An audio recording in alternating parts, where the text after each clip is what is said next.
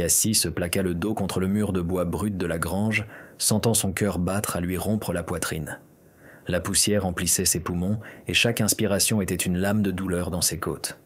Sa robe rouge, autrefois vive et provocante, était déchirée en plusieurs endroits, l'ourlet souillé de boue. Ses pieds nus saignaient. Elle avait perdu ses talons hauts 1 kilomètre plus tôt en escaladant une clôture. Derrière elle, des voix résonnaient, des voix d'hommes, rudes et méchantes. « Elle est dans le coin. Cette salope n'a pas pu aller loin. Fouillez chaque grange, chaque foutu recoin. » Cassie se mordit la lèvre à s'en faire saigner, s'efforçant de retenir son souffle. L'odeur de foin et de sueur de cheval l'enveloppait, se mêlant à sa propre peur. Elle savait qu'il la trouverait. Et alors, Madame Rose montrerait à toutes les autres filles ce qui arrive à celles qui tentent de fuir le « lanterne rouge ». La porte de la grange grinça. Cassie se figea, tel un renard traqué par une meute. Dans la pénombre, une silhouette se dessina. Un homme grand et large d'épaules, en jean usé et chemise à carreaux. La lumière du soleil, filtrant à travers les fentes des murs, éclaira son visage. Des traits durs, burinés par les éléments, une barbe de plusieurs jours. Ses yeux étaient sombres, de la couleur des galets d'une rivière. Leurs regards se croisèrent.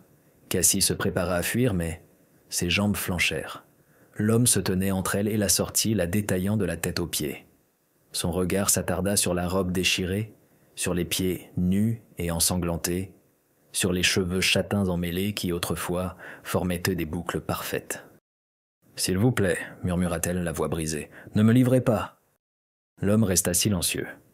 Dehors, des bruits de pas se rapprochaient. « Jack! Jack Morgan !» cria une voix rauque. « T'es là ?» Cassie reconnut cette voix. Big Sam, le bras droit de Madame Rose. Un homme capable de vous briser un bras d'un seul geste sans même sourciller. Jack, elle connaissait son nom maintenant, se tourna lentement vers la porte. Sa main se posa d'instinct sur la crosse du colt qui pendait à sa hanche.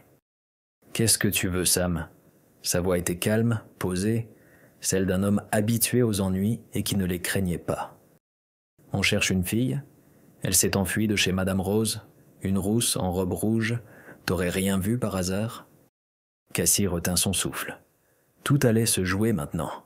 Cet inconnu allait soit la sauver, soit la condamner, et elle n'avait aucune idée de ce à quoi s'attendre. Jack s'approcha lentement de la porte, sans un regard pour elle. « Une rousse, tu dis ?» dit-il d'un ton pensif. « Et qu'est-ce qu'elle a fait ?»« Ça te regarde pas, Morgan. Dis-nous juste si tu l'as vue ou non. »« Non, j'ai vu personne, » dit Jack lentement en pesant ses mots. « J'ai travaillé au champ toute la journée, je viens juste de rentrer pour traire la vache. » Cassie sentit une vague de soulagement la submerger. Cet homme mentait pour elle, une parfaite inconnue qui avait fait irruption dans sa grange. « T'es sûr ?» La voix de Sam se fit soupçonneuse. « On pourrait peut-être jeter un œil à l'intérieur ?» Cassie entendit Jack bouger vers la porte. Un cliquetis métallique. Il sortait son revolver du holster. « Je crois que c'est une mauvaise idée, Sam.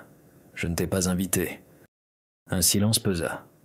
Cassie savait qu'il y avait au moins 3 hommes de Madame Rose dehors, tous armés, et Jack était seul. Mais sa voix ne trahissait aucune peur. « D'accord, Morgan, mais si on apprend que tu nous as menti, tu sais où me trouver. » Les pas s'éloignèrent. Cassie entendit les hommes discuter entre eux, leur voix s'estompant peu à peu. Ce n'est que lorsque le bruit des sabots se fut complètement dissous dans le lointain que Jack se tourna vers elle. « Ils sont partis, » dit-il simplement. Cassie essaya de se lever, mais ses jambes refusèrent de lui obéir. La tension des dernières heures l'avait épuisée, et elle glissa le long du mur pour s'effondrer sur une botte de foin. « Merci, » souffla-t-elle. « Mon Dieu, merci. » Jack s'approcha et s'accroupit près d'elle. De près, son visage paraissait encore plus sévère, mais, dans ses yeux, il n'y avait ni colère ni luxure, comme chez les clients du bordel. Il y avait autre chose, de la compassion, de la curiosité. « Comment tu t'appelles » demanda-t-il doucement. « Cassie Taylor. » Elle hésita. « Enfin, ce n'est pas mon vrai nom. Au bordel, toutes les filles reçoivent un nouveau nom. »« Et quel est le vrai » Cassandra Whittaker. Le nom sonna étrangement à ses propres oreilles après tous ces mois où elle n'avait été que Cassie du Lanterne Rouge. Mais tout le monde m'appelait Cass. Jack hocha la tête comme pour mémoriser. Jack Morgan, c'est ma ferme. Son regard se posa sur ses pieds. Tu as besoin d'aide. Il faut soigner ses plaies avant qu'elles ne s'infectent. Je ne veux pas vous déranger, commença Cassie, mais il leva une main pour l'interrompre. Sam et ses hommes reviendront, demain peut-être, ou le jour d'après. Ils vont ratisser toutes les fermes du coin. Jack se releva et lui tendit la main. Viens à la maison, tu y seras plus en sécurité. Cassie regarda sa main, grande, calleuse, une main honnête. Une main d'homme qui avait travaillé toute sa vie. Rien à voir avec les mains des clients du bordel, moites et molles. Elle posa sa petite main dans la sienne. Jack l'aida à se relever et Cassie sentit sa force. Il la souleva comme si elle ne pesait pas plus qu'un sac de grains, mais avec une douceur qui ne lui causa aucune douleur. « Tu peux marcher ?» demanda-t-il. « Je vais essayer. » Ils se dirigèrent lentement vers la sortie de la grange. Cassie essayait de ne pas trop s'appuyer sur lui, mais chaque pas était une agonie pour ses pieds écorchés. Sans un mot, Jack la soutint par le coude, prenant sur lui une partie de son poids. Dehors, la chaleur était accablante. Le soleil était haut dans le ciel et l'air vibrait sous la canicule. La ferme de Jack était modeste, mais bien entretenue. Une maison en bois à 2 étages, une clôture fraîchement peinte, des parterres de légumes bien alignés. Tout indiquait que le propriétaire était un homme travailleur qui prenait soin de son domaine. « Vous vivez seul ?» demanda Cassie, alors qu'ils montèrent sur les marches du porche. « Seul », répondit sèchement Jack. « J'ai eu une famille. » Une pointe d'amertume presque imperceptible perça dans sa voix. « C'était il y a longtemps ?» Cassie comprit qu'elle avait posé une question douloureuse et garda le silence. L'intérieur de la maison était frais et propre. Les meubles étaient simples mais robustes. Au mur étaient accrochées des photographies. Jack en uniforme militaire aux côtés d'autres soldats, une belle femme souriante dans une robe blanche, une petite fille avec des nattes. « Asseyez-vous, Cassandra », dit Jack en désignant un fauteuil près de la fenêtre. « Je vais chercher de l'eau et des bandages. » Il disparut dans la cuisine, laissant Cassie seule dans le salon. Pour la première fois depuis des mois, elle se trouvait dans une vraie maison. Pas une chambre de bordel au papier peint criard et au luxe poisseux, ni un saloon empestant le whisky et le tabac, mais une maison ordinaire, honnête. Elle regarda la photo de la femme. Elle était belle, mais d'une beauté différente, ni provocante, ni à vendre. Une beauté réservée à un seul homme. « C'était ma femme », dit Jack en revenant avec une bassine d'eau et des linges propres. « Émilie. Elle était belle. » Il s'accroupit près du fauteuil, posant la bassine au sol. « Morte il y a 2 ans. La fièvre. Je suis désolé. » Jack hocha la tête en silence puis prit délicatement le pied de Cassie dans ses mains. « Ça va piquer un peu, » prévint-il. L'eau tiède brûla ses plaies et Cassie tressaillit malgré elle, mais Jack tenait fermement, continuant de nettoyer les coupures. « D'où venez-vous » demanda-t-il sans quitter des yeux son pied. « De Boston. » Cassie ferma les yeux, savourant la sensation de propreté. « Mon père était marchand, jusqu'à ce qu'il perde tout aux cartes. »« Et c'est comme ça que vous avez atterri ici ?»« Pas tout de suite. J'ai d'abord été servante, puis, elle se tut, Madame Rose a dit que j'avais une dette pour le gîte et le couvert, et que la seule façon de la rembourser... »« Je vois. » Jack termina avec un pied et passa à l'autre. « Et pourquoi avoir décidé de fuir maintenant ?» Cassie rouvrit les yeux. Le visage d'un homme ivre et agressif, celui de la veille, lui revint en mémoire. Ce qu'il avait voulu lui faire, ce qu'il avait fait à Maggie la semaine précédente. « Il y avait un client, » dit-elle à voix basse. « Il aimait faire du mal. Et hier, j'ai compris que je ne pouvais plus supporter ça. Qu'il valait mieux mourir dans la prairie que de rester là-bas. » Jack leva les yeux vers elle. Quelque chose de sombre, de dangereux, passa dans son regard. « Comment s'appelait-il ? Pourquoi me demandez-vous ça ? Simple curiosité. » Cassie secoua la tête. « Je ne veux pas plus de problèmes. Vous en avez déjà bien assez fait pour moi. » Jack sécha ses pieds avec un linge propre, puis commença à panser délicatement ses blessures. « Qu'allez-vous faire maintenant » demanda-t-il. « Je ne sais pas, » répondit honnêtement Cassie. « Je n'ai ni argent, ni papier. Madame Rose m'a tout pris quand je suis arrivé chez elle. Je suppose que je vais essayer d'atteindre Denver. C'est une grande ville. Je pourrais peut-être y trouver du travail. Denver est à 100 miles d'ici. Vous n'y arriverez pas à pied. Quel autre choix ai-je » Jack finit de poser les bandages et se leva. Il s'approcha de la fenêtre et regarda dehors. Le soleil commençait à décliner, peignant le ciel de teintes orangées et roses. « Vous pouvez rester ici » dit-il sans se retourner. « Quoi » ? « Pour un temps, le temps que vous décidiez de la suite. » Cassie fixait son large dos, n'en croyant pas ses oreilles. « Vous êtes sérieux ?»« Très sérieux. » Jack se tourna vers elle. « J'ai une chambre de libre à l'étage. C'était celle de ma fille, et un peu d'aide à la ferme ne serait pas de refus. »« Mais les gens vont parler !»« Laissez-les parler. » Une grande lassitude se lisait dans sa voix. « Je me fiche des commérages. » Cassie sentait l'espoir et la méfiance se livrer bataille en elle. C'était trop beau pour être vrai. Il devait y avoir un piège. « Et que voulez-vous en échange ?» demanda-t-elle sans détour. Jack fronça les sourcils, sa voix se fit dure. « Rien de ce que vous imaginez. Je ne suis pas ce genre d'homme. »« Tous les hommes sont de ce genre, » répliqua amèrement Cassie. « Certains le cachent juste mieux que d'autres. Alors considérez-moi comme l'exception. » Ils se regardèrent dans le crépuscule naissant. Cassie cherchait un mensonge dans ses yeux, cette lueur qu'elle ne connaissait que trop bien, mais elle ne vit que de la fatigue et de la solitude, la même solitude qui habitait sa propre âme. « Pourquoi » demanda-t-elle doucement. « Pourquoi m'aidez-vous » Jack resta silencieux un long moment, puis son regard se posa sur la photo de sa femme.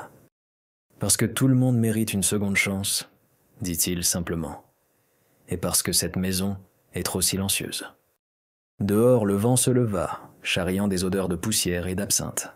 Cassie ferma les yeux et, pour la première fois depuis des mois, s'autorisa à croire que le pire était peut-être derrière elle. « D'accord, » murmura-t-elle, « je reste. » Jack se réveilla à l'aube, comme toujours. Une habitude de ses années à l'armée qui ne l'avait jamais quitté, même 8 ans après la fin de la guerre. Mais ce matin, quelque chose était différent.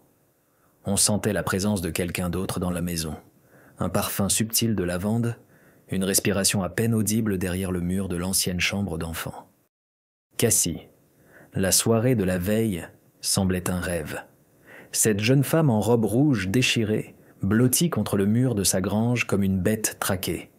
Ses yeux, grands, verts comme l'herbe du printemps après la pluie, l'avait regardé avec un tel désespoir que quelque chose s'était noué dans sa poitrine.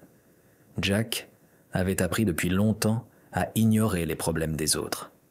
La ferme, le travail, le souvenir d'Emily. Cela suffisait à remplir ses journées jusqu'à ras-bord. Mais cette fille... Il se leva, enfila un jean et une chemise. Dans la cuisine, il mit du café à chauffer, fort, noir comme celui qu'il buvait à l'armée.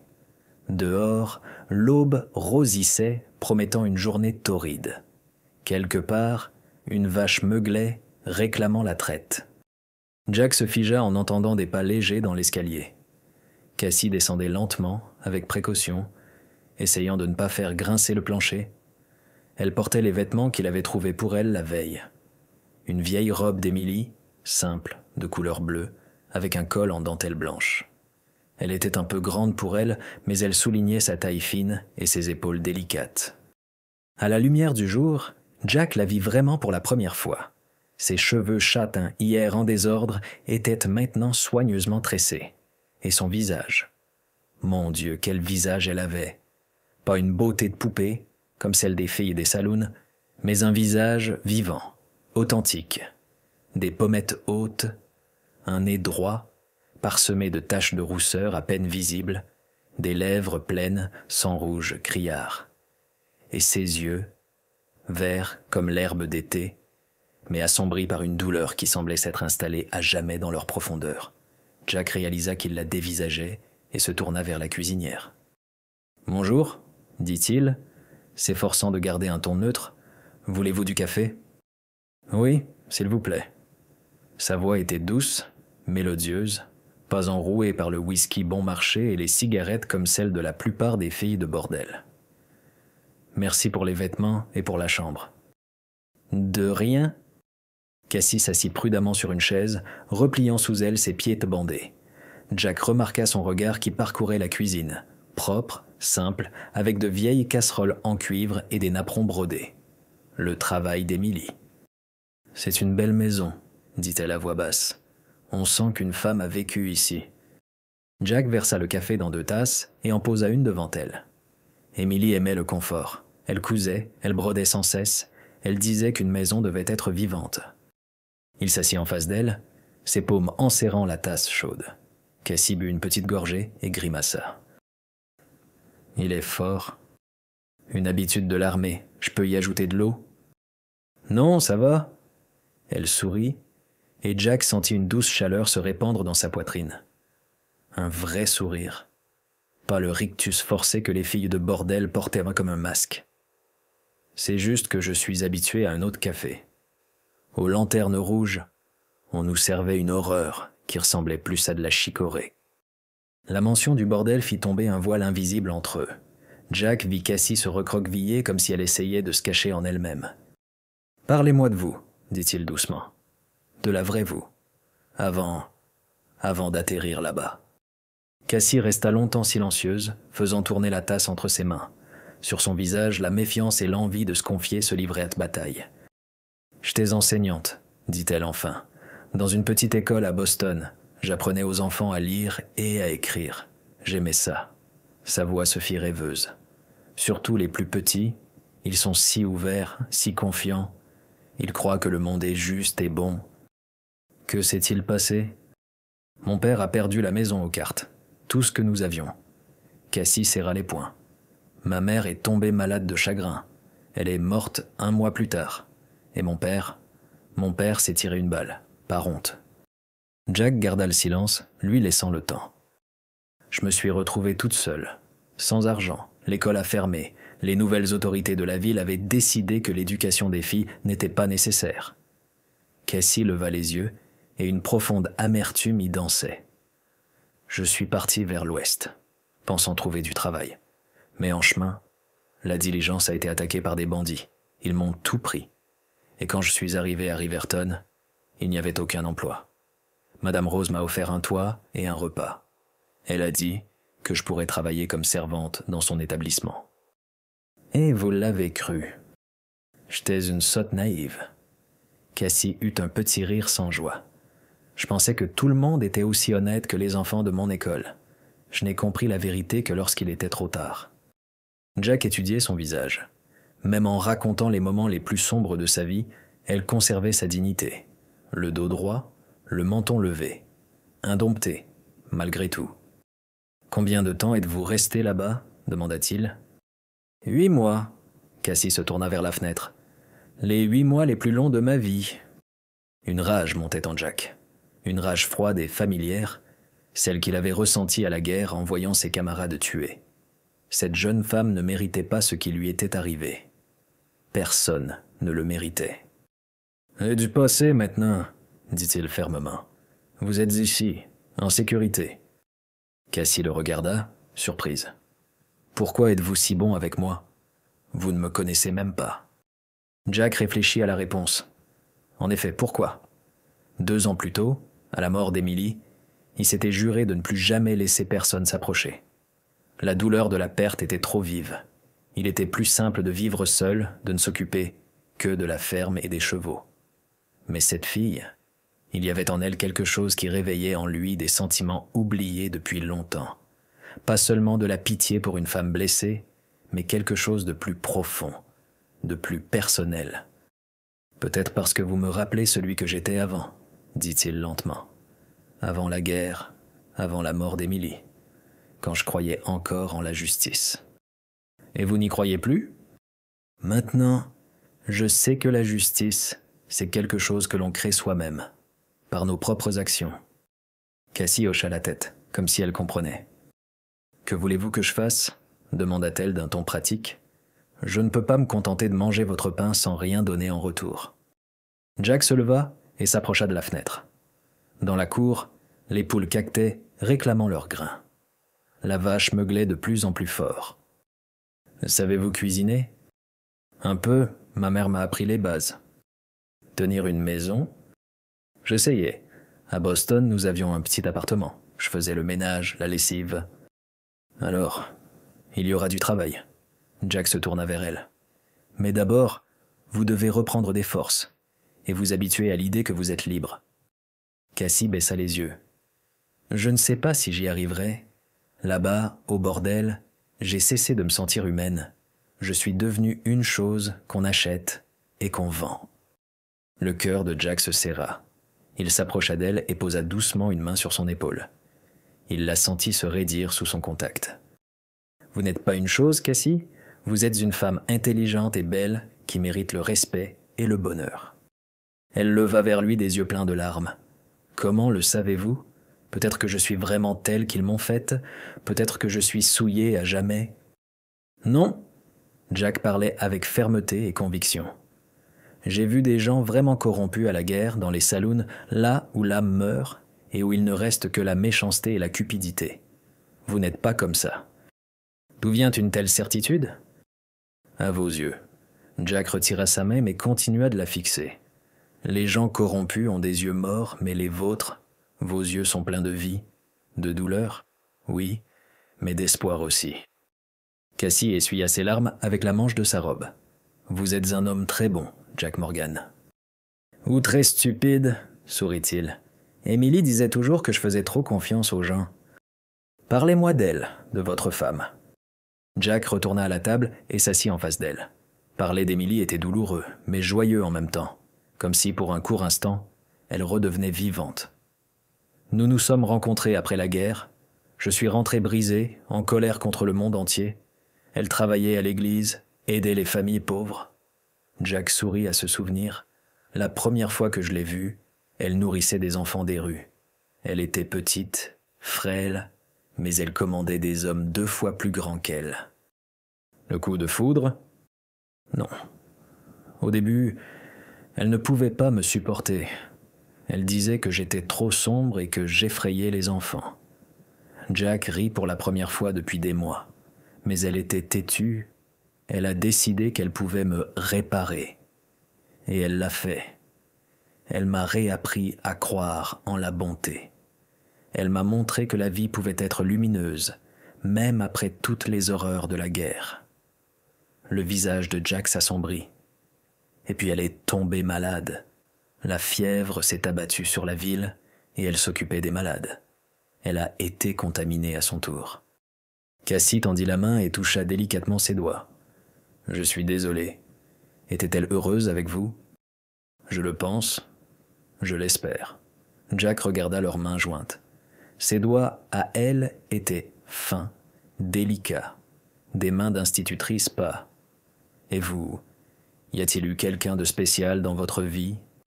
Cassie rougit et retira sa main. « Il y en a eu un, à Boston.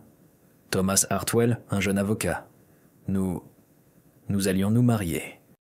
Que s'est-il passé ? Quand mon père a tout perdu aux cartes, Thomas a disparu. » L'amertume perçait dans la voix de Cassie. « Il s'est avéré qu'il n'était pas amoureux de moi, mais de la dot que j'étais censé apporter. » L'imbécile. Peut-être. Ou peut-être était-il le seul honnête de tous. Il a simplement dit la vérité. L'amour sans argent ne vaut rien dans ce monde. Et c'est faux. Jack le dit avec une telle conviction que Cassie le regarda, surprise. Émilie m'a épousé alors que je n'avais rien d'autre que cette ferme et un vieux cheval, et elle était heureuse. Mais vous ne sortez pas d'un bordel. Vous êtes un homme honnête, un héros de guerre. Et qu'est-ce que ça change ? Si on aime vraiment, le passé n'a pas d'importance. Cassie le dévisagea un long moment, comme pour s'assurer qu'il ne jouait pas la comédie. Mais dans les yeux de Jack, il n'y avait que de la sincérité. « Je dois traire la vache, » dit-il en se levant. « Ensuite, puis je vous montrerai la ferme. Si vous comptez vivre ici, Vous devez savoir comment tout fonctionne. »« Jack !» l'appela-t-elle alors qu'il se dirigeait déjà vers la porte. « Et si les hommes de Madame Rose reviennent ?»« Alors je leur parlerai, » répondit-il. « Mais ils pourraient vous faire du mal à cause de moi. » Jack se retourna et une lueur dure, dangereuse, celle qui avait fait de lui un bon soldat, brilla dans ses yeux. « Qu'ils essaient !» Cassie le regarda sortir dans la cour, sentant quelque chose d'oublié depuis longtemps s'éveiller en elle. Pas de la passion, elle n'était pas encore prête pour de tels sentiments, mais de la gratitude, mêlée d'admiration. Cet homme risquait sa vie pour elle, une quasi-inconnue, il la protégeait sans rien demander en retour. Au bordel, elle avait appris que chaque homme attendait quelque chose d'une femme, de l'argent, du plaisir, du pouvoir. Mais Jack était différent. Elle s'approcha de la fenêtre, l'observant traire la vache. Ses gestes étaient assurés, habitués. Des bras puissants, de larges épaules sous sa chemise à carreaux. Quand il se penchait, ses cheveux tombaient sur son front, et Cassie se surprit à avoir envie de les remettre en place. « N'y pense pas, » se réprimanda-t-elle. « Tu es en sécurité ici, et c'est suffisant. Ne complique pas les choses avec de stupides fantasmes romantiques. » Mais quand Jack releva la tête et lui sourit à travers la fenêtre, son cœur s'emballa. Et pour la première fois en 8 mois, Cassie se dit que la vie n'était peut-être pas finie. Une semaine s'était écoulée depuis l'arrivée de Cassie à la ferme de Jack. 7 jours d'une vie calme et ordonnée qui lui semblait un rêve après le cauchemar du bordel. Chaque matin, elle se réveillait dans un lit propre, sous la courte pointe qu'Émilie avait cousue, et pendant quelques secondes, elle n'arrivait pas à croire que c'était la réalité. Ses blessures aux pieds guérissaient plus vite que prévu. Jack n'était pas seulement un fermier habile, mais aussi un assez bon soigneur.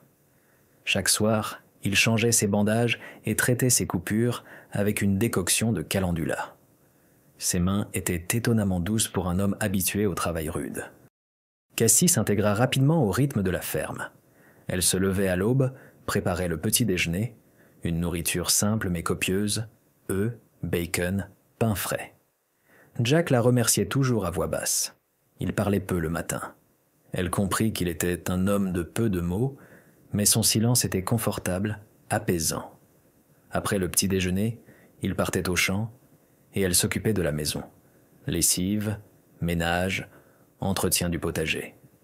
Émilie avait laissé derrière elle une maisonnée impeccablement tenue et Cassie faisait de son mieux pour la maintenir en l'état. Ce jour-là, alors que le soleil était déjà haut et que la chaleur devenait insupportable, Cassie décida d'apporter de l'eau à Jack dans les champs. Elle remplit une cruche à l'eau du puits, la couvrit d'un linge propre et traversa le champ de blé en direction de la parcelle éloignée où il réparait une clôture. La marche était agréable. Un vent léger faisait onduler les épis dorés.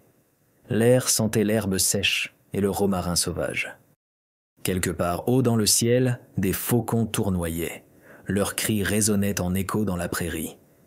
Elle aperçut Jack de loin. Il lui tournait le dos, torse nu, et enfonçait des pieux pour une nouvelle clôture. Les muscles de son dos et de ses épaules roulaient sous sa peau bronzée à chaque coup de marteau. Quelques cicatrices striaient son torse. Souvenir de la guerre. Cassie ralentit le pas, involontairement. Au bordel, elle avait vu de nombreux corps d'hommes, mais tous ne lui inspiraient que du dégoût.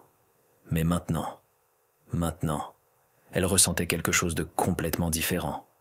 Une chaleur dans le ventre, un cœur qui battait plus vite. C'était à la fois effrayant et fascinant.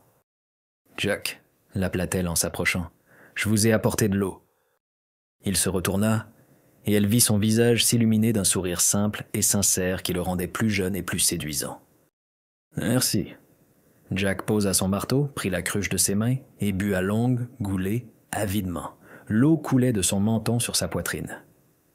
Exactement ce qu'il fallait par cette chaleur. « Vous travaillez beaucoup, » dit Cassie, en s'efforçant de ne pas regarder son torse nu. « Peut-être devriez-vous vous reposer. Les pluies vont bientôt commencer. Il faut que tout soit en ordre avant l'automne. » Jack enfila sa chemise sans la boutonner. « Comment ça va à la maison ?»« Bien. J'ai fait la lessive, préparé le déjeuner, et aussi... » Cassie hésita. J'ai trouvé de vieux manuels scolaires dans le débarras. Est-ce que je peux les lire ? Bien sûr. Jack parut surpris. Ils appartenaient à Emily. Elle aussi était enseignante avant notre mariage. Vraiment ? Le visage de Cassie s'anima. Alors nous étions collègues. On peut dire ça comme ça. Une chaleur nouvelle se glissa dans la voix de Jack. Elle rêvait d'ouvrir une école ici, à Riverton. Elle disait que les enfants avaient besoin d'éducation, pas seulement de travailler à la ferme. Une femme sage, très sage. Jack s'assit sur une souche, lui faisant signe de s'asseoir sur une bûche voisine. « Et l'enseignement, ça vous manque ?» Cassie réfléchit. Est-ce que ça lui manquait ? Ces derniers mois, elle n'avait pensé qu'à sa survie, à comment traverser une journée de plus au bordel. Mais maintenant que la douleur commençait à s'estomper, « Oui, ça me manque. » Sa voix se fit rêveuse. Je me souviens comme les enfants étaient avides de savoir, surtout les filles. Elles comprenaient que l'éducation était leur seule chance d'avoir une vie meilleure. Et pourquoi ne pas essayer de nouveau, ici, à Riverton ? Cassie eut un sourire amer. Qui confierait des enfants à une femme sortie d'un bordel ? Et qui a besoin de connaître votre passé ? Jack la regarda sérieusement. Pour tout le monde, vous êtes simplement une parente éloignée de Boston, venue m'aider à la ferme. Vous pensez que ça marcherait ? Je ne sais pas, mais ça vaut le coup d'essayer. Cassie sentit une minuscule étincelle d'espoir s'allumer en elle. Enseigner de nouveau, se sentir utile. « Jack, dit-elle doucement, pourquoi faites-vous ça ? Pourquoi m'aidez-vous à commencer une nouvelle vie ?» Il resta longtemps silencieux, le regard perdu au loin, là où le champ de blé rencontrait l'horizon. « Peut-être parce que j'ai moi-même besoin d'un nouveau départ, » dit-il enfin. « Que voulez-vous dire ? Pendant 2 ans, j'ai vécu comme un fantôme. Je travaillais, je mangeais, je dormais, mais je ne vivais pas vraiment. Emily était ma vie, et quand elle est partie, Jack serra les poings. Je pensais que je passerais le reste de mes jours seul avec mes souvenirs. Et maintenant, la maison résonne de nouveau de rire. Elle sent le pain frais et les fleurs que vous avez mises dans un vase. » Il la regarda, et il y avait quelque chose de très personnel, d'intime, dans ses yeux. J'avais oublié à quel point il est agréable de rentrer chez soi en sachant que quelqu'un vous y attend. Le cœur de Cassie s'emballa. Ces mots sonnaient presque comme une déclaration, mais elle avait peur de mal les interpréter. « Je vous suis seulement reconnaissante de m'avoir sauvé, » dit-elle prudemment, « et j'essaie d'être utile. » Il ne s'agit pas d'utilité. Jack se leva et s'approcha d'elle. « Le fait est que vous me ramenez à la vie. » Cassie leva la tête et croisa son regard. Il se tenait tout près. Elle sentait la chaleur de son corps, son odeur de sueur et de soleil. Quelque chose en elle frémissait, aspirant à cette proximité. Mais au même instant, les souvenirs du bordel refirent surface. Les mains brutales des clients, leur haleine imprégnée de whisky. La nausée et le dégoût qu'elle avait appris à cacher sous un masque de soumission. Cassie recula brusquement. « Pardon, je dois rentrer à la maison. Le déjeuner est sur le feu. » Jack vit sa pâleur, le tremblement de ses mains. La compréhension se lut dans ses yeux. « Cassie, je ne voulais pas... » « Ce n'est rien. » Elle tenta de sourire, mais son sourire était forcé. « C'est juste que... je ne suis pas encore prête. » « Je sais. » La voix de Jack était douce, pleine de compréhension. « Et je ne vous forcerai jamais à faire quelque chose pour quoi vous n'êtes pas prête. » Cassie hocha la tête et retourna rapidement vers la maison. Derrière elle, elle entendit Jack reprendre son marteau. Tout le long du chemin du retour, elle se reprocha sa lâcheté. Jack était un homme bon et doux. Il ne lui ferait jamais de mal. Mais son corps se souvenait de la douleur et de l'humiliation, et aucun mot ne pouvait convaincre cette mémoire. À la maison, Cassie se mit à nettoyer frénétiquement la cuisine déjà impeccable, essayant de chasser son trouble. Jack revint pour le déjeuner, silencieux et pensif. Ils mangèrent en silence, et Cassie se sentit coupable d'avoir gâché cette journée. Après le repas, alors que Jack était parti réparer le toit de la remise, un inconnu apparut sur le porche. Un homme grand et mince, en costume noir et chapeau. Un bouc soigné, et dans le regard, une froide évaluation. Cassie regarda par la fenêtre et sentit un frisson la parcourir. Cet homme n'était clairement pas un fermier. Trop propre, trop soigné. Et quelque chose dans sa posture indiquait qu'il était habitué au pouvoir. L'homme frappa à la porte. « Y a-t-il quelqu'un » Cassie hésita. Ouvrir ou faire, comme si personne n'était là. Mais l'homme avait certainement vu la fumée de la cheminée, entendu les bruits de la maison. « 1 minute !» cria-t-elle, enlevant vivement son tablier et arrangeant sa coiffure. En ouvrant la porte, elle s'efforça de paraître calme. « Bonjour. Que puis-je pour vous ?» L'homme ôta son chapeau, révélant des cheveux sombres, soigneusement peignés. « Shérif Thompson ?» se présenta-t-il. « Et vous, j'imagine, êtes Miss Taylor. » Cassie sentit le sol se dérober sous ses pieds. Il connaissait son nom. Il savait qui elle était. « Je ne vois pas de quoi vous parlez, » tenta-t-elle de mentir. « Mademoiselle, ne jouons pas la comédie. » La voix du shérif était polie, mais ferme. « J'ai une description. Une jeune femme rousse d'une 20aine d'années s'est enfuie de l'établissement de Madame Rose il y a 1 semaine. C'est vous ?» Cassie resta silencieuse, l'esprit en ébullition. Nier était inutile. Mais que faire ? « Où est Monsieur Morgan ?» demanda le shérif.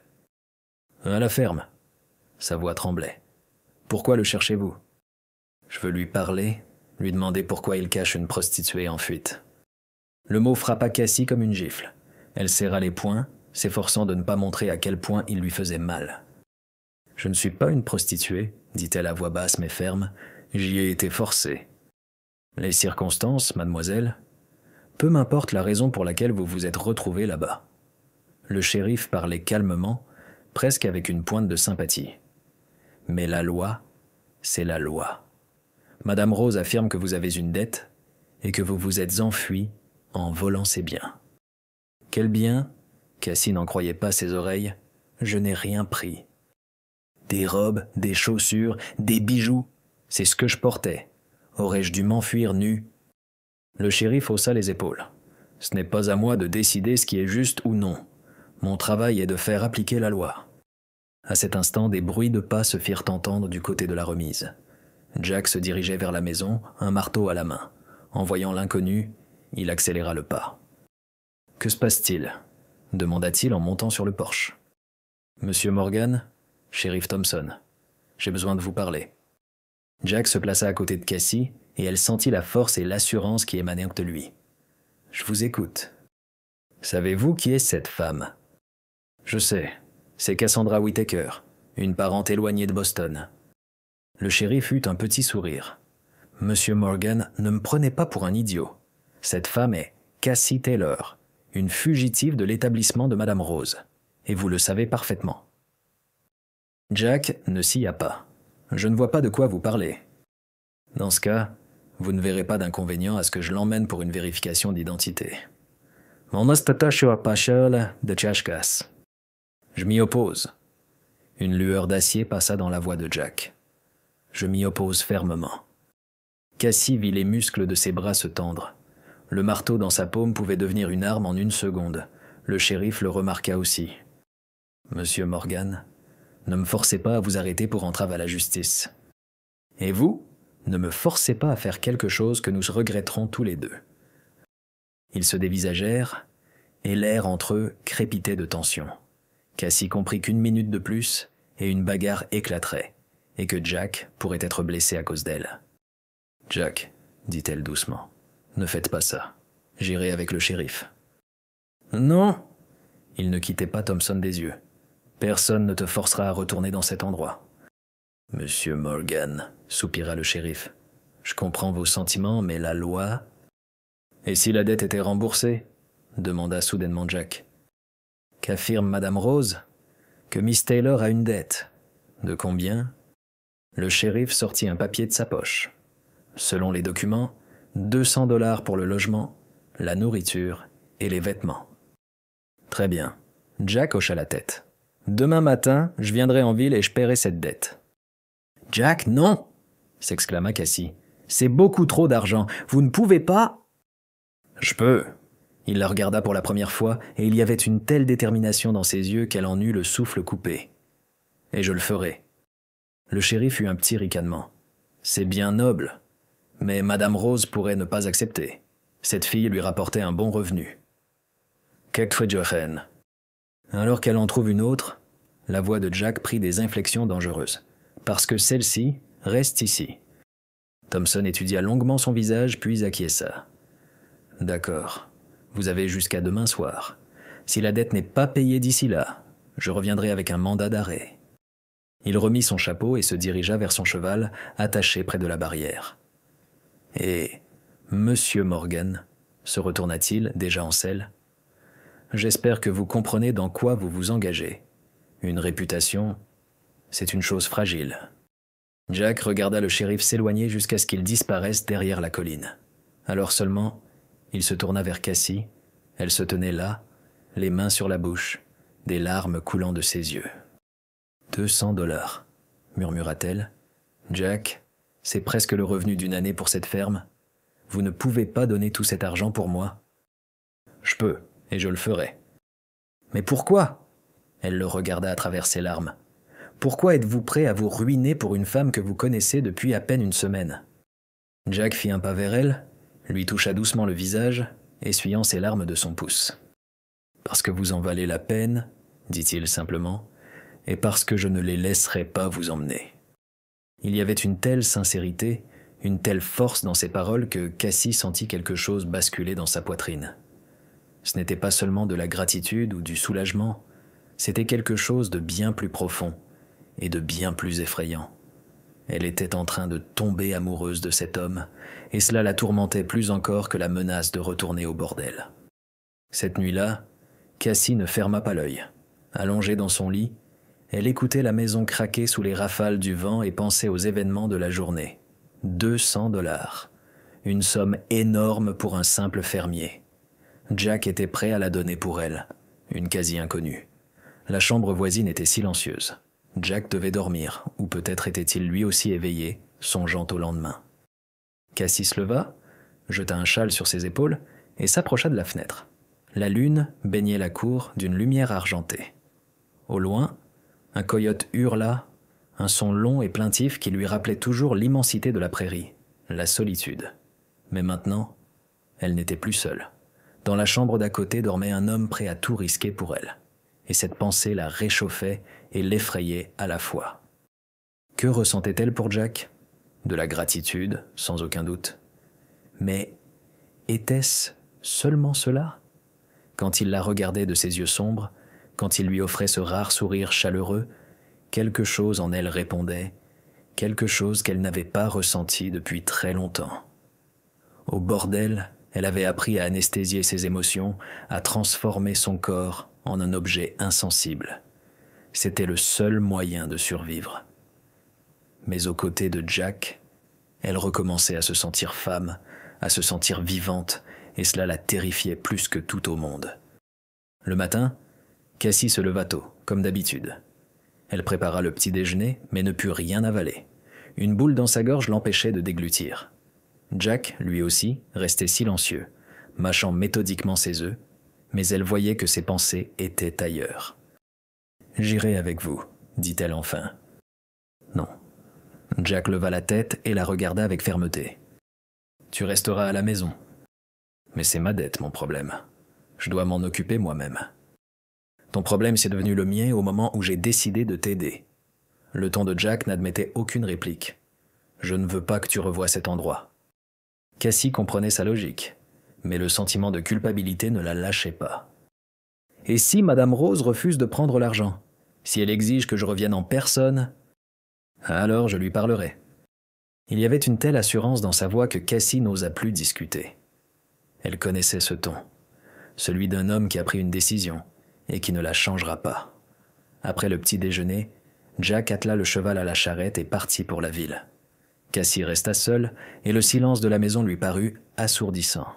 Elle essaya de s'occuper avec les tâches habituelles, la lessive, le ménage, la préparation du déjeuner. Mais ses pensées revenaient dire sans cesse à ce qui se passait à Riverton. Vers midi, n'y tenant plus, elle jeta un châle sur ses épaules et se dirigea vers la route. Peut-être verrait-elle Jack de loin à son retour. Peut-être lirait-elle sur son visage s'il avait réussi à trouver un accord. Le soleil tapait sans pitié, l'air vibrait de chaleur et même l'ombre des rares arbres n'apportait aucun soulagement. Cassie atteignit l'embranchement où le chemin de la ferme rejoignait la route principale et s'assit sur une grosse pierre pour attendre. Le temps s'étirait, d'une lenteur exaspérante. De temps en temps, des cavaliers ou des charrettes passaient, mais aucun d'eux n'était Jack. L'inquiétude de Cassie grandissait. Et si quelque chose avait mal tourné? Si Madame Rose avait refusé l'argent? Ou pire, si elle avait exigé de voir Cassie elle-même? Ce n'est que vers le soir qu'une silhouette familière apparut sur la route. Jack avançait lentement, et même de loin, on voyait qu'il était fatigué. Cassie bondit de sa pierre et courut à sa rencontre. « Jack !» cria-t-elle avant même de l'avoir atteint. « Alors, qu'a dit Madame Rose ?» Il arrêta le cheval et sauta de la charrette. Son visage était sombre et le cœur de Cassie se serra. « Elle n'a pas pris l'argent, » dit-il sèchement. Cassie sentit le sol se dérober sous ses pieds. « Alors, je vais devoir y retourner. »« Non !» Jack la regarda, et il y avait quelque chose de nouveau dans ses yeux, de la colère, de la détermination. « Tu n'y retourneras pas. »« Mais comment ?»« Madame Rose est morte. » Cassie se figea, n'en croyant pas ses oreilles. « Quoi ?» ?»« On l'a trouvée ce matin, abattue dans son propre bureau. » Jack parlait d'une voix neutre, sans émotion. « Le shérif pense que c'est un client, ou l'une des filles. »« Mon Dieu !» Cassie porta une main à sa bouche. « Et les filles? Qu'est-ce qu'il va advenir d'elles ?» L'établissement est fermé. Certaines ont été récupérées par leur famille, d'autres ont quitté la ville. Jack l'aida à monter dans la charrette. « En tout cas, tu ne risques plus rien. La dette n'existe plus. » Ils rentrèrent à la maison en silence. Cassie essayait de digérer la nouvelle. Madame Rose était morte. La femme qui l'avait tenue captive pendant 8 mois, qui avait transformé sa vie en enfer. Elle aurait dû se réjouir, mais à la place, elle ressentait un vide étrange. « Vous la connaissiez bien ?» demanda Jack alors qu'ils approchèrent de la maison. « Autant qu'on peut connaître quelqu'un qui vous déteste. » Cassie soupira. « C'était une femme cruelle et avide, mais personne ne mérite de mourir comme ça. »« Non, » acquiesça Jack, « personne. » Il l'aida à descendre de la charrette, et leurs mains se frôlèrent un instant. Cassie sentit la chaleur familière, mais cette fois, elle ne l'effraya pas. Au contraire, elle lui procura un sentiment de sécurité. « Jack, » dit-elle en entrant dans la maison, « merci pour tout. » « Ne me remercie pas. » Il ôta son chapeau et l'accrocha à un crochet près de la porte. « Contente-toi de vivre. Vis la vie que tu veux vivre. » Quelle vie voulait-elle vivre? Cassie se posait la question en préparant le dîner. Avant Jack, elle rêvait simplement de survivre, de fuir le bordel, d'atteindre une grande ville, de trouver un travail. Mais maintenant, ses rêves avaient changé. Maintenant, elle voulait rester ici, dans cette petite ferme, se réveiller à l'aube, préparer le petit déjeuner pour Jack, travailler dans le potager. Une vie simple, honnête, une vie dont elle n'aurait jamais osé rêver. Mais il y avait un problème. Les sentiments qu'elle éprouvait pour Jack devenaient de plus en plus forts. Et lui aimait toujours sa défunte femme. Cassie le voyait à la façon dont il regardait sa photo, au soin avec lequel il conservait ses affaires. Après le dîner, ils s'assirent sur le porche, écoutant les grillons et regardant les étoiles. La nuit était chaude. L'air embaumait le jasmin qui poussait le long de la clôture. « À quoi penses-tu » demanda Jack. « À l'avenir. » Cassie n'osait pas le regarder. « À ce qui va se passer maintenant. »« Et qu'est-ce que tu veux qu'il se passe ?» La question par sa franchise la prit au dépourvu.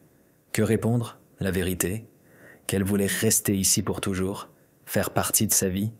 Cela semblait si présomptueux. « Je ne sais pas, » dit-elle finalement. « J'ai pris l'habitude de vivre au jour le jour. »« Moi, je sais ce que je veux. » La voix de Jack était douce mais pleine d'assurance. « Et qu'est-ce que c'est ?»« Je veux que tu restes, pour toujours. » Le cœur de Cassie s'emballa. Elle se tourna vers lui et leurs regards se croisèrent dans la lumière de la lune.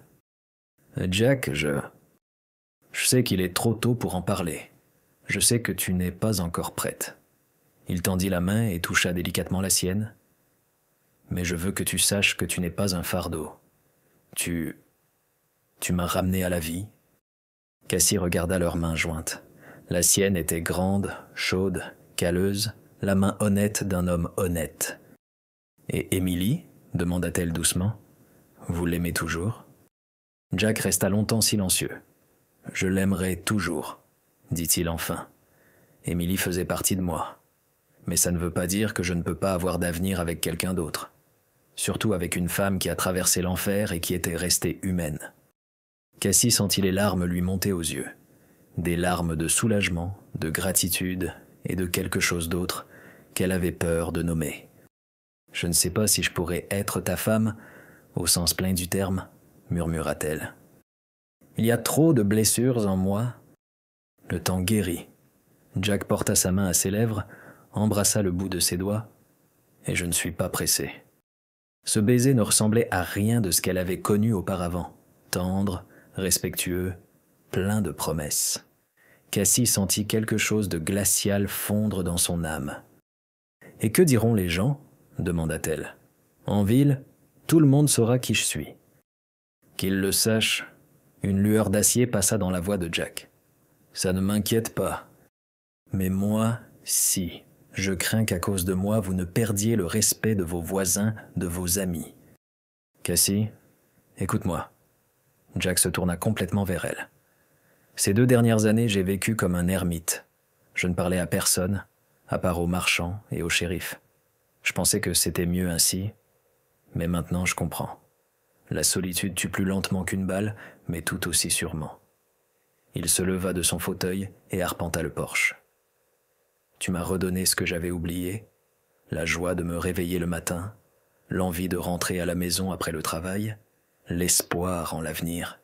Et si quelqu'un pense que c'est une mauvaise chose, son opinion m'importe peu. » Cassie le regardait, cet homme grand et fort qu'il avait choisi. Pas parce qu'elle était belle ou riche, pas parce qu'elle pouvait lui apporter quelque chose de matériel, mais simplement parce qu'elle était là. « J'ai peur, » avoua-t-elle. « J'ai peur de croire que je peux être heureuse. J'ai été trop souvent déçue. » « Alors ne crois pas. » Jack retourna à son fauteuil et s'assit près d'elle. « Reste, tout simplement. Un jour après l'autre, et nous verrons bien ce qui en sortira. » Cassie hocha la tête. Cela semblait faisable. Elle pouvait rester un jour de plus, puis un autre. Et encore un autre. « Et si je ne peux jamais devenir une vraie femme pour toi ?» demanda-t-elle à voix basse. « Si le contact d'un homme me terrifie à jamais ? Alors nous serons simplement des amis, des partenaires. » Jack haussa les épaules. « J'ai vécu 2 ans dans la solitude. Je peux vivre encore plus longtemps si c'est aux côtés de la personne que j'aime. » Le mot « aime » resta suspendu dans l'air entre eux. Jack l'avait prononcé si naturellement comme s'il n'avait rien dit d'extraordinaire. « Tu m'aimes ?» murmura Cassie. « Oui ?» Il la regarda droit dans les yeux, sans l'ombre d'un doute.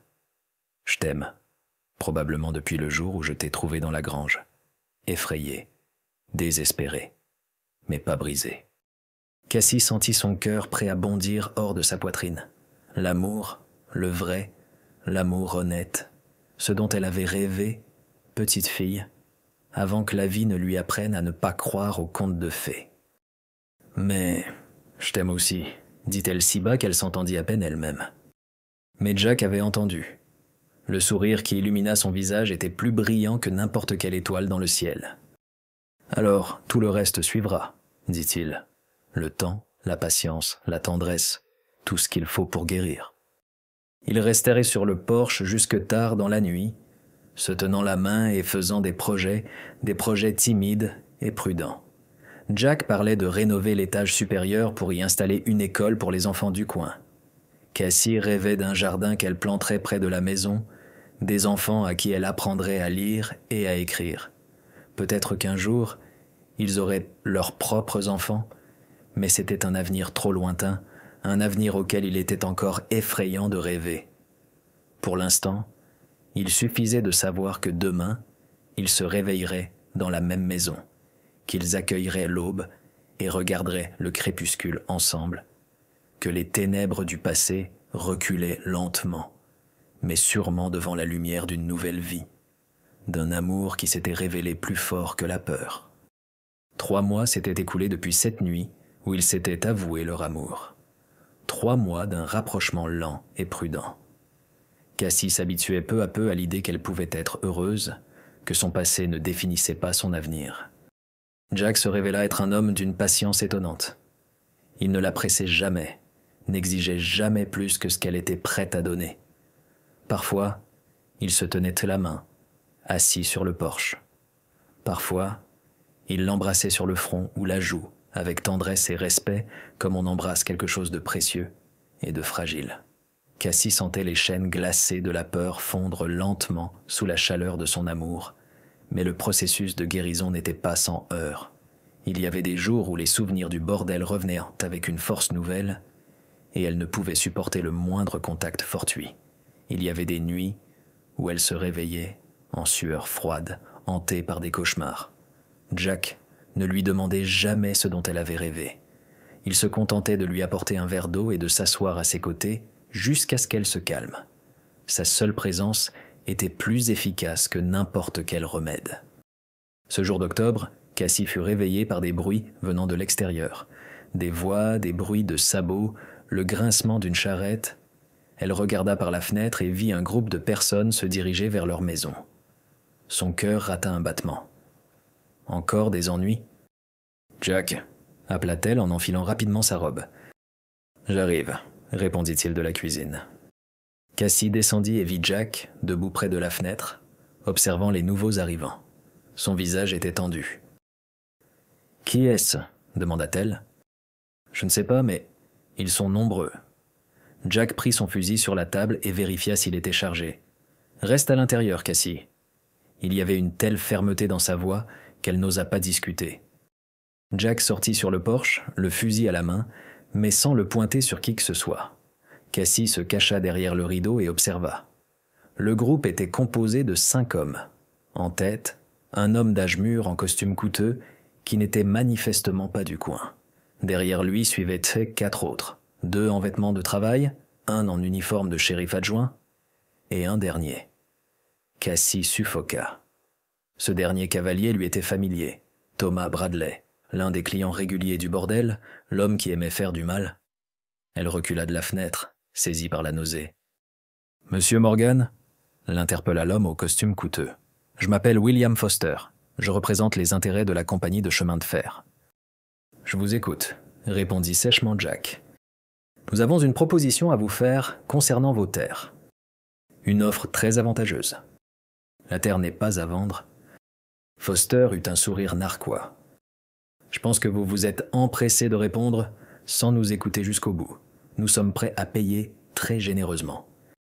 Quelle que soit votre offre, ma réponse ne changera pas. »« 500 $, dit Foster, pour toute la ferme. » Cassie haleta. Une somme énorme. Avec cet argent, on aurait pu acheter une terre bien meilleure ailleurs. Mais Jack secoua la tête. « Pas à vendre. »« 1000 $. Monsieur Foster, ma terre n'est à vendre pour aucune somme, et la conversation est terminée. » Jack se retourna, s'apprêtant à entrer dans la maison, mais Foster l'arrêta. « Je crains, monsieur Morgan, que vous ne compreniez pas la situation, » dit Foster, sa voix prenant une intonation glaciale. « Le chemin de fer passera par ici, quoi qu'il arrive. Soit vous vendez de votre plein gré, soit nous trouverons d'autres moyens de vous convaincre. » Jack se retourna lentement. Ses mouvements acquirent la grâce dangereuse d'un prédateur sur le point d'attaquer. « Est-ce une menace ? » C'est la réalité. D'un geste, Foster fit signe à l'un de ses hommes. « D'ailleurs, Monsieur Bradley nous a raconté une histoire intéressante sur la femme qui vit avec vous. » À la mention de ce nom, Cassie sentit son sang se glacer dans ses veines. Thomas Bradley, l'homme qui, 3 mois plus tôt, avait tenté de la violer dans une chambre de bordel, l'homme qui l'avait poussée à s'enfuir. « Je ne vois pas de quoi vous parlez, » dit Jack d'un ton neutre. « D'une prostituée nommée Cassie Taylor. » Bradley s'avança, et Cassie vit son visage, dur, avide, avec de petits yeux de fouine. Elle m'a volé des objets de valeur en s'enfuyant de l'établissement de Madame Rose. C'était un mensonge éhonté et cynique. Cassie n'avait jamais rien volé à cet homme.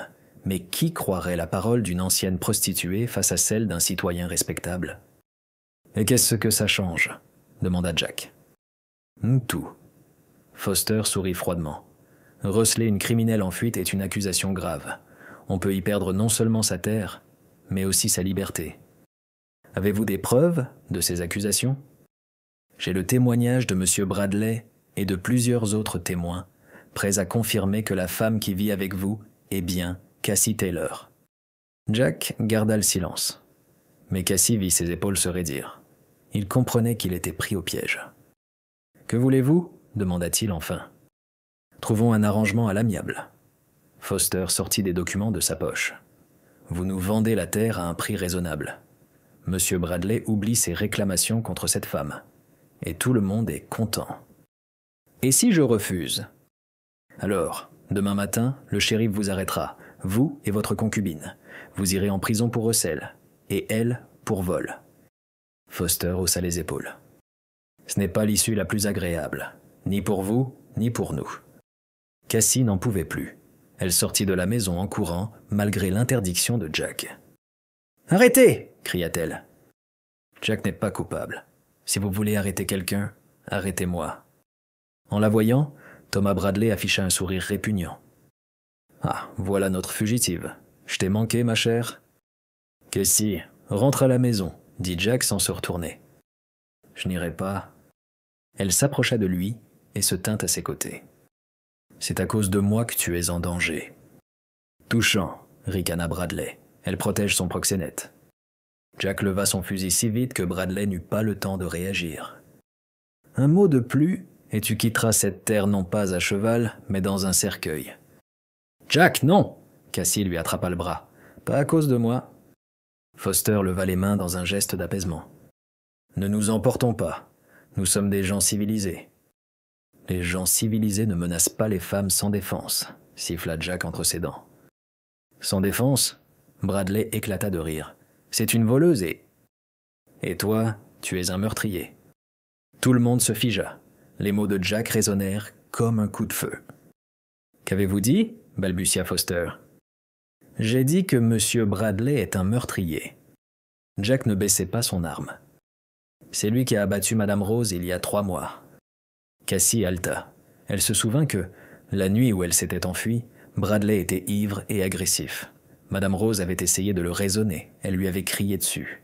« C'est absurde, » bégaya Bradley. « Vous n'avez aucune preuve. »« J'ai un témoin. » Jack fit un signe de tête en direction de Cassie. « Elle t'a vu menacer Madame Rose? La nuit où elle s'est enfuie, elle a entendu votre conversation. » Cassie comprit que Jack bluffait. Elle avait bien entendu des voix cette nuit-là, mais sans distinguer les mots. Mais Bradley ne le savait pas. « Elle ment !» s'écria-t-il. « Qui croirait une prostituée ?»« Un jury la croira si elle témoigne sous serment, » dit Jack d'une voix calme, mais des lueurs diaboliques dansaient dans ses yeux. Surtout si son témoignage est corroboré par d'autres preuves. « Quelles preuves ?» demanda nerveusement Foster. « Par exemple, le revolver qui a servi à tuer. Le revolver que M. Bradley a jeté dans l'étang derrière l'établissement de Madame Rose. » C'était aussi un bluff, mais un bluff très crédible. Bradley devint blême comme un linge. « Vous ne pouvez rien prouver, » murmura-t-il. « Nous verrons bien. » Jack eut un sourire de loup. « Le shérif Thompson sera très intéressé par cette information, surtout si je lui dis où chercher les preuves. » Foster comprit que la situation lui échappait. « Monsieur Morgan, peut-être pourrions-nous trouver un arrangement ?» Jack éclata de rire.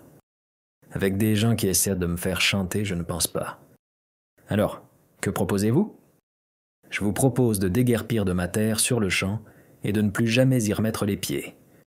Et le chemin de fer ? Trouver un autre itinéraire. » Jack haussa les épaules. « Il y a beaucoup de terre au Texas. » Foster réfléchit quelques secondes, puis acquiesça. « Très bien, mais ce n'est pas fini, Morgan. »« Pour vous, c'est fini, » dit Jack fermement. « Parce que si vous, ou l'un de vos hommes, revenez ici avec des menaces, j'emmènerai personnellement M. Bradley chez le shérif, avec toutes les conséquences que cela implique. » Bradley ouvrit la bouche pour dire quelque chose, mais Foster l'arrêta d'un geste. « On y va. » Le groupe fit demi-tour et partit au galop. Ce n'est que lorsqu'ils disparurent derrière la colline que Jack abaissa son fusil. « Reviendront-ils » demanda Cassie. « Je ne sais pas. Jack passa un bras autour de ses épaules. « Mais s'ils reviennent, nous serons prêts. »« Jack, tu penses vraiment que Bradley a tué Madame Rose ?»« Oui. » Il la regarda sérieusement. « La nuit où tu t'es enfui, il s'est passé quelque chose entre eux. Quelque chose de grave. » Cassie se souvint de cette nuit. Bradley ivre, Madame Rose qui criait, le bruit d'une lutte. « J'ai entendu leur dispute, » dit-elle lentement. Il exigeait quelque chose. Elle refusait. Et ensuite ? Ensuite, le silence s'est fait. J'ai cru qu'il était parti ou qu'il l'avait tué avant de partir. Cassie frissonna. Si elle ne s'était pas enfuie cette nuit-là, elle aurait pu être témoin du meurtre, ou même une victime. « Et maintenant, que va-t-il se passer ?» demanda-t-elle. « Maintenant, on continue de vivre. » Jack la serra plus fort. « Et on ne laissera personne détruire ce que nous avons. » Ils entrèrent dans la maison, et Cassie sentit la tension de la dernière heure se relâcher lentement. Ici, dans leur maison, elle était en sécurité. Jack l'avait encore protégée. « Merci, » dit-elle doucement. « Pourquoi ? » « Pour avoir pris ma défense, pour ne pas les avoir laissés m'emmener. » Cassie. Jack la tourna vers lui, prit son visage entre ses mains. « Tant que je serai en vie, personne ne te touchera, tu comprends ? Personne. » Elle hocha la tête, sentant les larmes lui monter aux yeux. Pas des larmes de peur ou de douleur, mais des larmes de gratitude d'avoir un homme prêt à se battre contre le monde entier pour elle. « Je t'aime, » murmura-t-elle. « Moi aussi, je t'aime. » Jack l'embrassa sur le front. « Plus que ma propre vie. » Le soir, ils étaient assis sur le porche, comme d'habitude. Mais ce soir-là, Cassie se sentait différente, plus sûre d'elle. La confrontation avec les gens de son passé lui avait montré qu'elle n'était plus la jeune fille effrayée qui se cachait dans une grange. Elle avait changé, elle était devenue plus forte. Et surtout, elle n'était pas seule. À ses côtés se trouvait un homme qui l'aimait malgré tout, qui était prêt à se battre pour leur bonheur contre n'importe quel ennemi. « Jack, » dit-elle alors que le crépuscule tombait. « Et si on se mariait ?» Il se tourna vers elle, surpris. « Tu es sûr ?»« Oui. » Cassie sourit. « Aujourd'hui, j'ai compris que je ne voulais plus me cacher de mon passé. Je veux construire un avenir avec toi. » Jack se leva de sa chaise et mit un genou à terre devant elle. « Cassandra Whitaker, veux-tu m'épouser ?»« Oui, » rit-elle à travers ses larmes. « Bien sûr que oui. » Il lui baisa la main, puis se releva et l'enlaça. Ce baiser était différent des précédents. Il y avait de la passion, une promesse, un avenir. Et pour la première fois depuis des mois, Cassie ne ressentit aucune peur, seulement de l'amour. Le mariage eut lieu 1 mois après la demande. Une petite cérémonie modeste. Dans la petite église de Riverton, seuls les amis les plus proches étaient les présents. Le docteur Harris, qui avait soigné Cassie les premiers jours, le vieux McLean de la ferme voisine, Madame Evans du magasin de tissus. Des gens qui avaient accepté Cassie telle qu'elle était, sans poser de questions inutiles sur son passé. Cassie portait une simple robe blanche qu'elle avait cousue elle-même d'après un patron trouvé dans un vieux magazine d'Emily. Quand elle se regarda dans le miroir, elle ne vit pas une ancienne prostituée, mais simplement une femme, prête à commencer une nouvelle vie. Une femme qui est aimée. Jack l'attendait devant l'autel dans son plus beau costume, un costume bleu marine qu'il gardait dans son armoire depuis les funérailles d'Emily. Quand Cassie entra dans l'église, son visage s'illumina d'un sourire si radieux qu'elle en eut le souffle coupé. Le pasteur Wilson, un vieil homme bienveillant à la barbe blanche, mena la cérémonie avec une chaleur sincère. Il ne connaissait pas les détails du passé de Cassie, mais il voyait la façon dont ils se regardaient, et cela suffisait. « Jack, acceptez-vous de prendre Cassandra pour épouse, de l'aimer et de la chérir, dans la maladie et la santé, dans la richesse et la pauvreté, jusqu'à ce que la mort vous sépare ?»« Je le veux, » dit Jack, en regardant fixement Cassie dans les yeux. « Cassandra, acceptez-vous de prendre Jack pour époux, de l'aimer et de le chérir, dans la maladie et la santé, dans la richesse et la pauvreté, jusqu'à ce que la mort vous sépare ?» Cassie hésita une seconde, pensant à tout ce qu'il avait mené à cet instant. Au bordel, à la peur, à la douleur. Puis elle regarda Jack, cet homme incroyable qui lui avait redonné foi en la bonté. « Je le veux, » dit-elle, et sa voix ne trembla pas. Les alliances étaient simples, en or, sans aucune fioriture. Jack lui passa la bague au doigt avec des mains tremblantes, et Cassie sentit l'émotion la gagner. « Je vous déclare donc mari et femme, » dit le pasteur. « Vous pouvez embrasser la mariée. » Jack prit doucement son visage entre ses paumes et l'embrassa avec tendresse, respect et un amour infini. L'église applaudit, mais Cassie n'entendait que les battements de son propre cœur. Après la cérémonie, un modeste déjeuner fut servi à la maison. Madame Evans apporta une tarte, le docteur Harris une bouteille de bon vin. Le vieux McLean racontait des histoires drôles de sa jeunesse, et tout le monde riait. Cassie se sentait légère et heureuse. Pour la première fois depuis des années, elle était entourée de gens qui lui voulaient du bien, non pas parce qu'elle les payait pour quelque chose, mais simplement parce qu'ils l'aimaient. Quand les invités furent partis, Jack et Cassie restèrent seuls. La soirée était douce, une soirée d'automne, et l'air sentait les pommes et les feuilles mortes. « Eh bien, Madame Morgan, » dit Jack en l'enlaçant par la taille, « comment te sens-tu » ? « C'est étrange, » avoua Cassie. « Bien, mais étrange. Comme si tout cela était un rêve. Est-ce que ce n'est pas un rêve ?» Il l'embrassa sur le sommet du crâne. « C'est la plus pure des réalités. » Ils montèrent dans la chambre, leur chambre commune désormais. Jack y avait déjà transporté ses affaires une semaine plus tôt, mais jusqu'à présent, ils avaient dormi dans des lits séparés. Cassie lui était reconnaissante de son tact. « Jack, » dit-elle une fois qu'ils furent seuls, « je veux essayer d'être une vraie femme pour toi. » Il la regarda sérieusement. « Tu es sûr ? Nous pouvons attendre aussi longtemps que nécessaire. »« Je suis sûr. » Cassie s'approcha de lui, posa ses mains sur sa poitrine. « Je t'aime et je veux te le montrer. » Jack la serra doucement dans ses bras et Cassie sentit la chaleur familière. Mais cette fois, elle n'était pas effrayante. C'était la chaleur de l'amour, de la confiance, de la sécurité. « Si tu as peur, dis-le-moi, » murmura-t-il.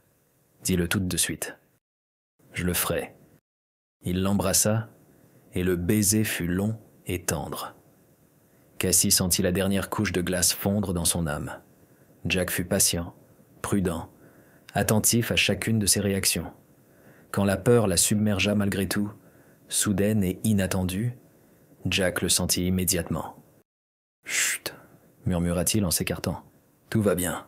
Tu es en sécurité. »« Pardon ?» Cassie se mit à pleurer.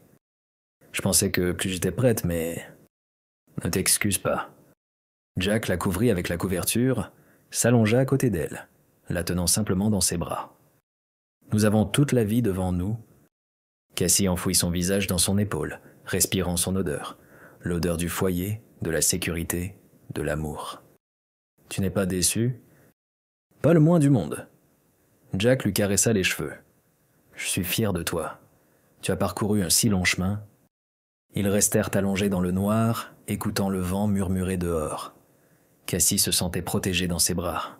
« Parle-moi de l'avenir, » demanda-t-elle, « de la façon dont tu le vois. »« Tu veux savoir ?» Jack sourit dans l'obscurité. « Je vois une école pour les enfants au 2e étage de notre maison. Ton école. Je te vois leur apprendre à lire et à écrire, comme tu le faisais à Boston. Et je vois aussi un jardin plein de fleurs, celle qu'Émilie aimait et celle que tu aimes. Je vois des voix d'enfants, des rires, de la joie, nos propres enfants, demanda Cassie avec précaution. Si tu le voudras, quand tu le voudras. Jack la serra plus fort. Pour l'instant, nous avons l'un l'autre, et c'est déjà plus que tout ce que j'aurais pu espérer. L'hiver arriva tôt cette année-là.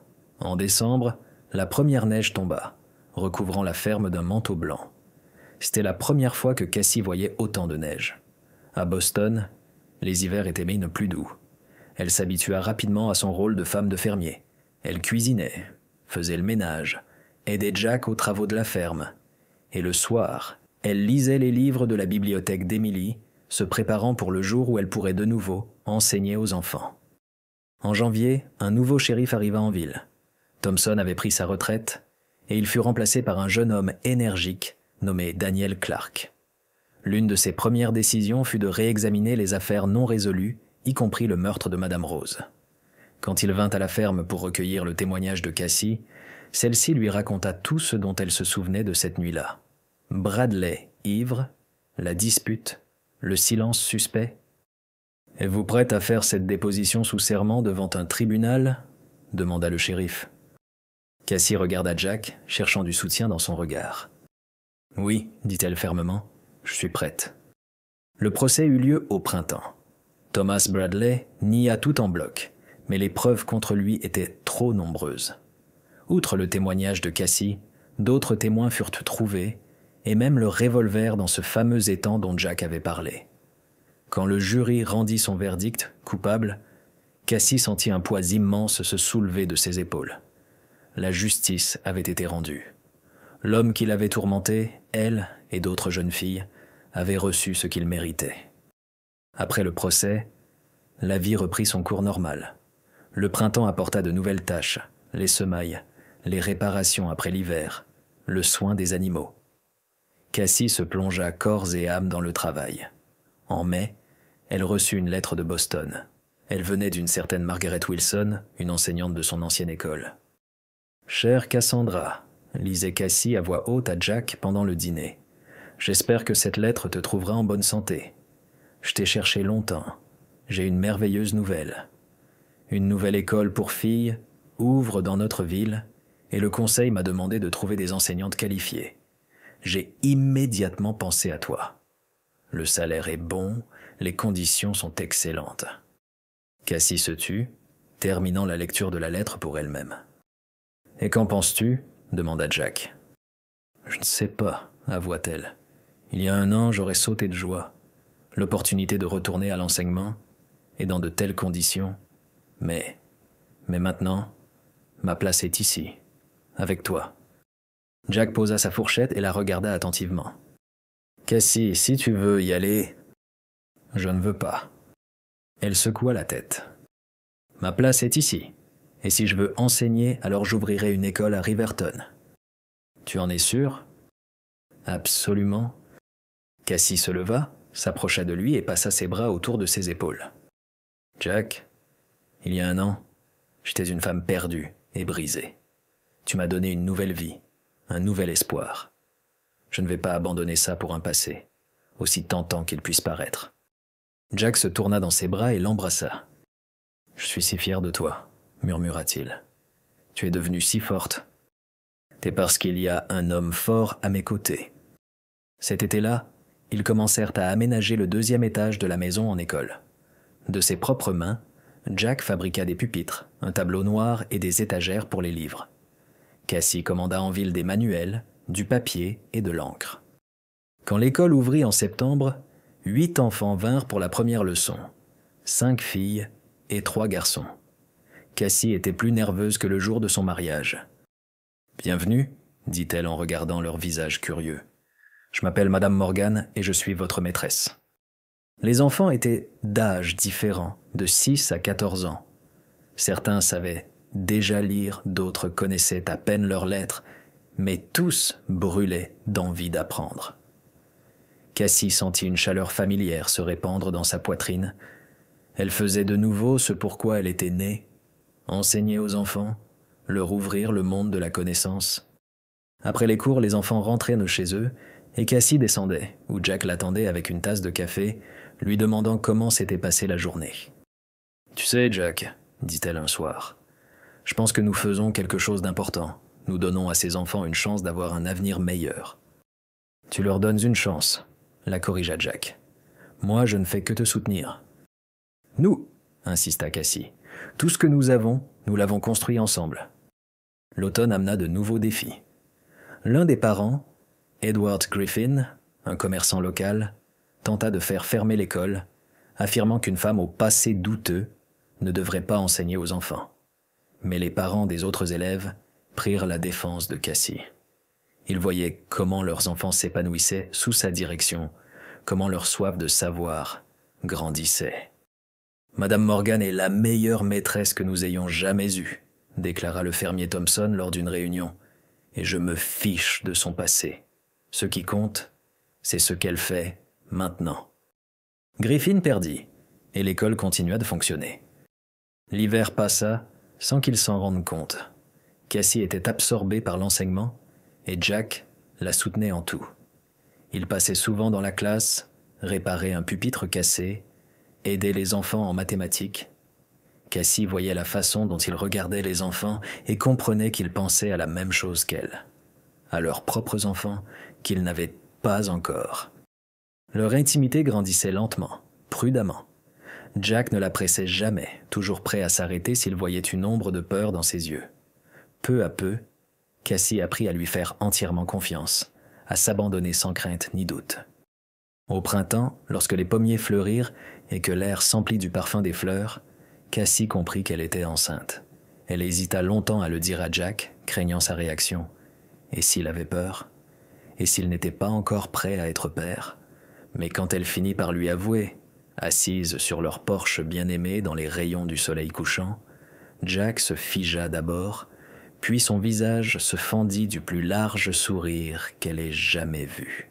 « C'est vrai ?» demanda-t-il, sa voix tremblant d'émotion. « Nous allons être parents ?» ?»« Oui, » rit Cassie, « nous aurons un bébé à l'automne. » Jack la souleva dans ses bras, la fit tournoyer, et ils rirent tous les deux de bonheur. « Je t'aime tellement » murmura-t-il en la reposant. « Je vous aime déjà tous les deux. » Une petite fille naquit en octobre lorsque les feuilles se parèrent de teintes dorées et rouges. Elle avait les cheveux sombres de son père et les yeux verts de sa mère. Ils l'appelèrent Emily, en l'honneur de la première femme de Jack. Cassie avait insisté sur ce nom malgré ses réticences. « Elle faisait partie de ta vie », expliquait Cassie en berçant leur fille, « et je veux que sa mémoire continue de vivre. » Jack regardait sa femme et sa fille, et son visage rayonnait d'un tel bonheur que Cassie sentait son cœur sur le point d'éclater d'amour. « Il y a 2 ans, je pensais que ma vie était finie, » dit-il doucement, « et maintenant, j'ai tout ce dont on peut rêver. »« Nous avons tout, » le corrigea Cassie. Elle regarda par la fenêtre les champs dorés, la route sur laquelle elle avait autrefois fui en désespoir de cause. Le chemin parcouru depuis ce jour avait été long et difficile, plein de douleur et de peur, mais il l'avait menée ici, dans les bras d'un homme aimant, dans une maison pleine de rires et d'espoir, à une vie dont elle n'osait même pas rêver. Le Far West leur avait donné à tous les deux une seconde chance, une chance d'aimer, de fonder une famille, d'être heureux. Et ils n'avaient pas l'intention de la laisser passer.